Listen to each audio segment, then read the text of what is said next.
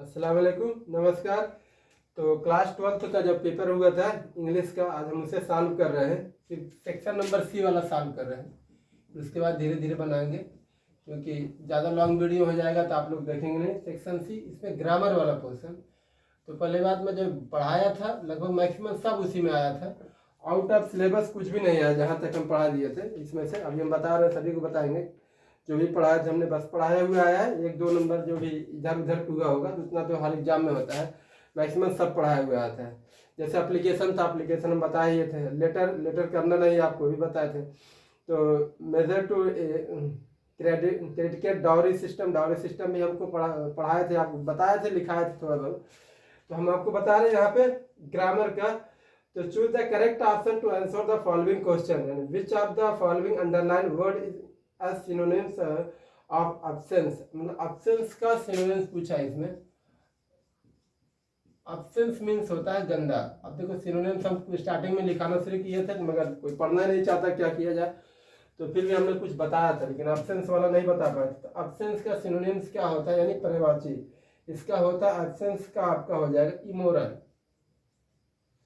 तो absence का हो जाएगा, absence माने क्या होता है गंदा, इसका हो जाएगा इमोरल। इमोरल हो जाएगा। तो क्या होता है ऑप्शंस का प्रयोग क्या हो जाएगा, इमोरल। सिनोनिम्स पूछा है। तो डिसेंट माने क्या होता है, देखो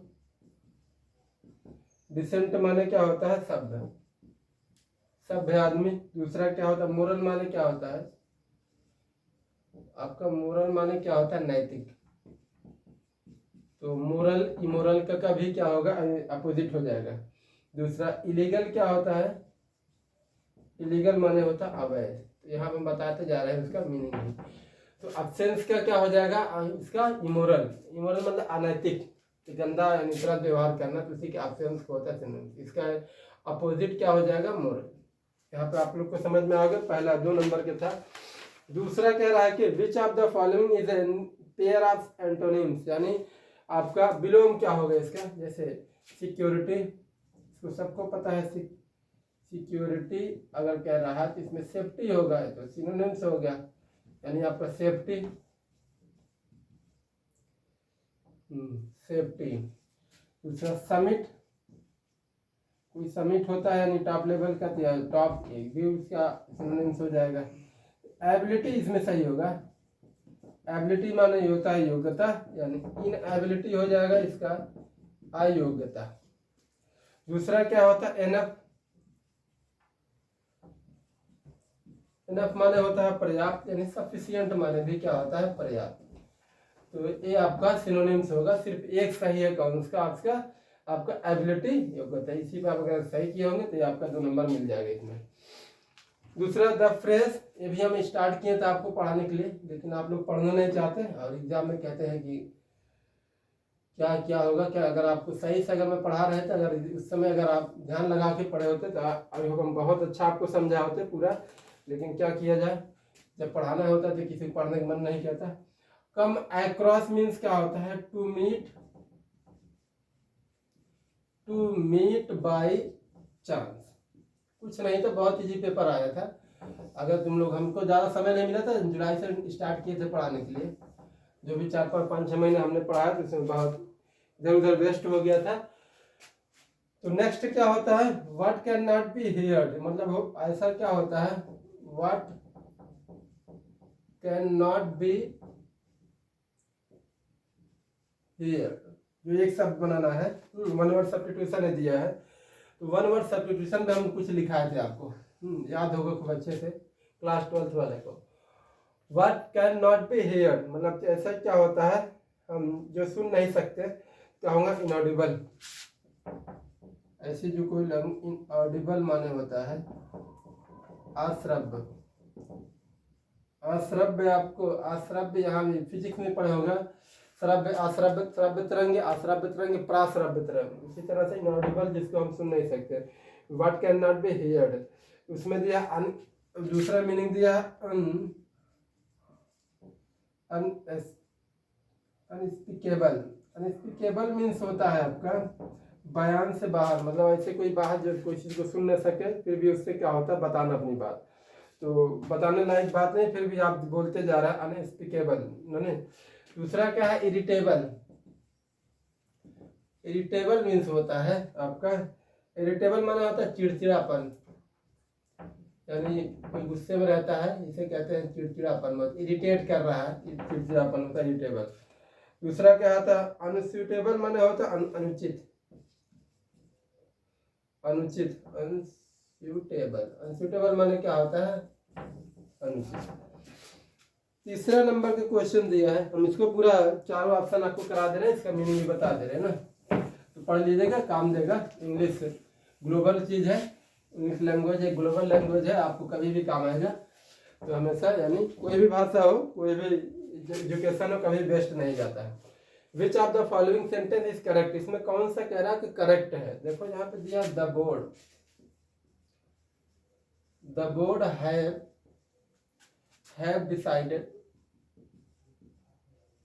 decided to elect two new members। यहाँ पे हैव नहीं, द बोर्ड की यहाँ क्या होगा, हैज का प्रयोग किया जाएगा, तो यही गलत है। द पुअर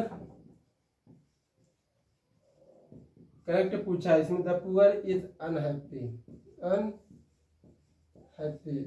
पुअर क्या होता है, प्लूरल होता है, तो प्लूरल सब्जेक्ट आपका होगा, प्लूरल सब्जेक्ट के साथ प्लूरल वर्ब का प्रयोग किया जाता है, तो यहाँ पे इज नहीं, यहाँ पे आर का प्रयोग किया जाएगा। तो यहाँ नेक्स्ट दिया है मोर देन वन मैन वर रिवार्डेड। अब देखो मोर देन वन मैन, तो मोर देन वन दिया है तो मैन नहीं होगा, मैन होगा यहाँ पे। अच्छा मोर देन लगा है, वर्ड इसके लिए लगा, तो मैन नहीं मैन होगा, यहाँ गलत हो गया। कौन सा सही है, यही। यू आर जूनियर, ये तो हम कराए भी तुम एग्जाम क्लास में, you are junior to me, यहाँ पे एक सही है, करेक्ट आपका है। उनको बता दे जूनियर सुप्रियर, प्राइमर इसके साथ जूनियर होता है, सुप्रियर होता है, तो इसके साथ क्या लगता है, टू का प्रयोग किया जाता है, देन का प्रयोग नहीं किया जाता, तो आप करेक्ट यहाँ दिया है। Change anyone of the following into indirect narration, इसको डायरेक्ट कैसे इनडायरेक्ट करना है, तो देखो इस तरह दिया है, तो आप shall I ever see my brother in law again, बंद। इसके बाद यहाँ पे दिया है रामू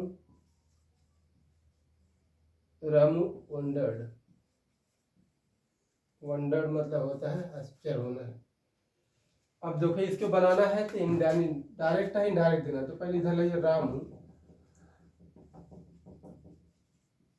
वंडर्ड इफ, क्योंकि क्या होगा क्वेश्चन मार्क है, बताया जो आपको, जो क्वेश्चन इंट्रोगेटिव सेंटेंस होता है, दो होता है यस और no type, W H. Yes और नो टाइप में क्या होता है, इफ और वेदर का प्रयोग किया जाता है, और अगर डब्ल्यू एच वर्ड है तो डब्ल्यू एच वर्ड वहाँ पे सेम लगा दिया था कंजक्शन की तरह, रामू वंडर्ड। अब क्या होगा, इसको नरेशन क्या है, क्या इनडायरेक्ट में दिया है, तो इसको जब डायरेक्ट बनाएंगे क्या होगा, अफर्मेटिव एंड असर्टिव सेंटेंस में बनाना होगा। आई क्या फर्स्ट पर्सन, किसके अनुसार, सब्जेक्ट क्या है, राम, तो क्या होगा ही शुड का सेल का क्या होता है, उड हो जाता है, ही उड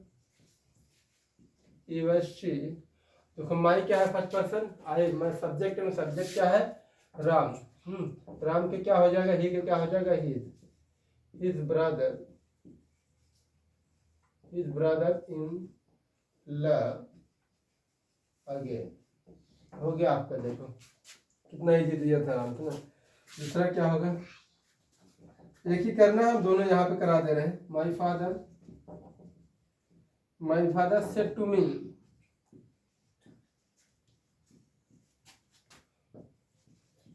do not wash your hand here. देखिए कितना इजी दिया है यहाँ पे, यानी ये इंपरेटिव सेंटेंस है, ये भी हम पढ़ाए हैं आपको। My father ordered me, my father ordered me not to wash your तुम्हारा क्या है, योर आपका सेकंड पर्सन है, सेकंड पर्सन किसके अनुसार, ऑब्जेक्ट के अनुसार, ऑब्जेक्ट क्या तुम्हारा माय फादर, तो क्या होगा हिज हैंड्स, हियर के क्या होगा देयर, तो क्या हो जाएगा माय फादर, आपका देख लीजिए माय फादर ऑर्डर्ड मी, आपका नरेशन है इंपरेटिव सेंटेंस है, इंपरेटिव सेंटेंस यहाँ भी क्या दिया है आपको, इजी दिया है, अगर आप लोग करना चाहते तो आराम से कर लेते, इसमें कोई प्रॉब्लम नहीं, हमने इसको कई बार आपको पढ़ाया है यहाँ पे, तो पढ़ते समय अगर आप पढ़ते तो आराम से कर लेते, इसमें कोई इनमें दिक्कत नहीं थी, आराम से पढ़ना, यानी सिर्फ आपको क्या था, माय फादर ऑर्डर मी, यहाँ पे क्या होगा not to wash his hands there, here का देयर हो जाता है। नेक्स्ट ये हो गया आपका combine any one of the following as directed, इसको क्या होगा कंबाइन करना है, यहाँ पे डायरेक्ट यानी आपको सिंपल सेंटेंस बनाना है, तो सिंपल सेंटेंस यहाँ आपको हम बना दे रहे हैं, देखिए सिंपल सेंटेंस क्या बनाना है, simple sentence Sheela is very weak in physics,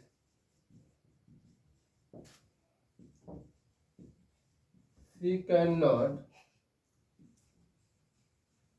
pass the examination, इसको भी बना दे रहे, देखो सिंपल सेंटेंस बना, क्या होगा शीला इज वेरी की जगह टू लगाए, टू वीक, निगेटिव वर्ड है खुद, Sheela is too weak in physics to pass the examination, बहुत इजी दिया था, कुछ भी नहीं था ना, अगर सही से पढ़े हो तो कुछ नहीं था इसको, लेकिन क्या किया जाए, आप लोग को पढ़ाते समय पढ़ने का मन नहीं कहता, ये भी आपको देखिए Govind is too terrified to speak, Govind is too terrified to speak, इसको भी हम कराए सिंपल से कम्प्लेक्स सेंटेंस को बनाना है, तो क्या होगा Govind is so terrified that he cannot speak, क्या होगा that he cannot speak, आराम से हो गया ये भी। नेक्स्ट देखो अब क्या है, ट्रांसफॉर्मेशन करना है, आप लोग को समझ में आ रहा है कि हम आपको पढ़ाए हैं बहुत अच्छे से क्लास में, तो टू रहता है तो क्या होता है डेट लगा दो, उसके बाद क्या होगा कैन नॉट का प्रयोग करके इसको कम्प्लेक्स सेंटेंस बनाया जा सकता है, कोई नहीं कह सकता पढ़ाया नहीं गया था ना। Next transformation any one of the following as directed, इसको ट्रांसफॉर्मेशन में करना है, यानी पैसिव पहले बनाना है, do not do this work, ये भी हम बताए हैं, और दो तरीका से इसका पैसिव कैसे बनाएगा, दो तरीके से हम आपको पढ़ाए हैं, कैसे लेट्स बनेगा let this work not to be done, let this work not to be done, आराम से हो जाएगा। तो कैसे बनेगा हमने आपको पढ़ा दिया, नॉट बी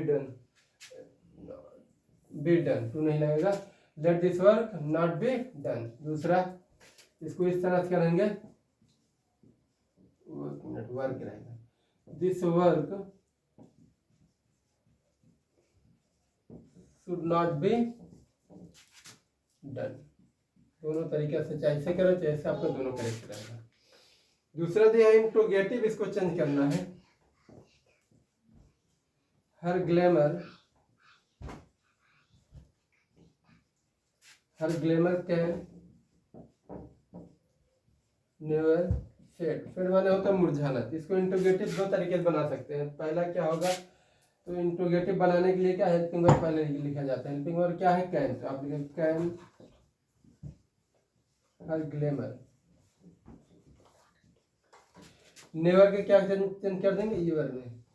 ईवर से क्वेश्चन मार्क लगा दे, बस हो गया। इतना इजी था आपका। देखिए एक और बता दे, फिर उसके बाद बच जाएगा ई वाला, जिसको कल कराते हैं, बहुत टाइम हो जाएगा, लॉन्ग वीडियो हो जाएगा। लॉन्ग वीडियो आप लोग देखना है क्या, और सबको चाहिए शॉर्ट वीडियो। बस 1 मिनट में आपको जादू कर दिया जाए और जादू से आप सब लोग सीख लीजिए। तो ऐसी कोई पढ़ाई नहीं जो जादू से आप सीख लेंगे।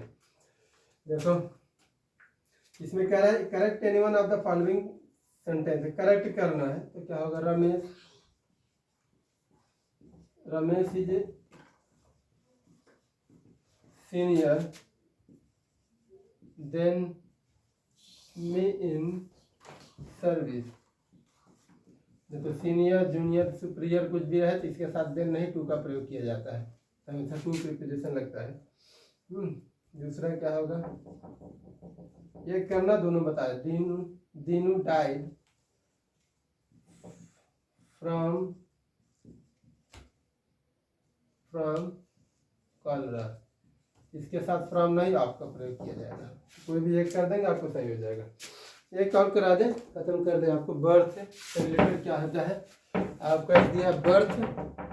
देखो बर्थ एक दिया है, एक बर्थ मतलब होता है जन्म, टू बी बॉर्न, जन्म लेना। और बर्थ के क्या होता है? टू सिट इन ट्रेन या टू सिट इन एरोप्लेन, कहीं भी सीट लेना है। इस तरह से क्या होता है? बर्थ माने क्या होता है? जन्म लेना। और क्या होता है? बर्थ माने क्या होता है? To be born. इससे आप बनाना चाहते बना सकते हैं। Their son's birth was joyous occasion. Birth का बर्थ इससे भी बना सकते हैं आपका। I book lower berth from the journey. इस तरह से सेंटेंस बना सकते हैं। तो हमने बर्थ बता दिया, और क्या होता है ये भी बता दिया क्या होता है इसका मीनिंग। तो बर्थ माने तो टू बी बर्न, जन्म लेना। बर्थ माने क्या होता है? To sit in the train. Homophones, इसको भी हमने पढ़ा रहे थे। होमोफोन्स तो होमोफोन्स 2 नंबर का आता है, तो पूरा सिलेबस डिस्कशन कर लिए थे। तो आई होप आप लोग को समझ में आ रहा है। एक दिया। और चेक क्या होता है? तो चेक होता है, तो चेक जो आपका है चेक, देखो दोनों वर्ड से सेम है। चेक भी बता दे, खत्म ही कर दे। चेक और CHEQ दोनों का मीनिंग क्या होता है? बस यहाँ पे क्या होता है? अमेरिकन लैंग्वेज और ब्रिटिश लैंग्वेज में ये डिफरेंस है। तो एक चेक होता है जो अमेरिकन इंग्लिश है, ये आपका अमेरिकन इंग्लिश है, अमेरिकन, ये आपका ब्रिटिश इंग्लिश है। दोनों का मीनिंग सेम है, कोई दिक्कत नहीं। इसका भी चेक, बैंक में चेक बुक होता है, इसका भी चेक बुक यूज कर सकते थे। अमेरिकन इंग्लिश यूज किया जाता है, ब्रिटिश इंग्लिश। आई होप आप लोग को समझ में आ गया होगा। तो हमने यहाँ तक कंप्लीट कर दिया है। कल इसके आगे हम ट्रांसलेशन हिंदी टू इंग्लिश पे ऐसे करेंगे। तो जो भी बच्चा है पूरा कंप्लीट कर देंगे। आप लोग पढ़ते रहिए और इंग्लिश से ज़्यादा पढ़िए, क्योंकि इंग्लिश का डिमांड है। इंग्लिश लैंग्वेज का हर एरिया में, हर क्षेत्र में, हर जोन में इंग्लिश की ज़रूरत है आप लोग का। कहीं भी जाएंगे इंग्लिश बहुत ज़रूरी है, किसी भी फील्ड में जाएंगे। एक ग्लोबल लैंग्वेज है, तो आप लोग को समझ में आ रहा होगा। Thank you for watching my video. और लाइक करिए, शेयर करिए और सब्सक्राइब करिए। आपको आसान भाषा में पढ़ाने की कोशिश करेंगे।